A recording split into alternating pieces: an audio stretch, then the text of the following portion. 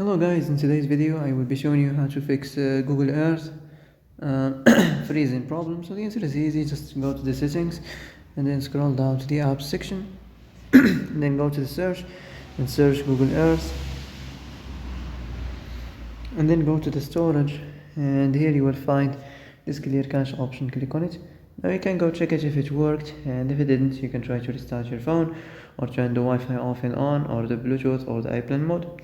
Also you can try to clear data, but be careful. If you clear data, all this application's data will be deleted. This includes all files, the settings, the accounts, the databases, etc. So be careful if you want to clear your data.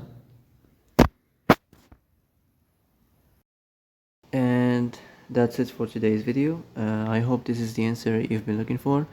If you like this video, don't forget to like and subscribe, and see you in the next video. Thanks for watching.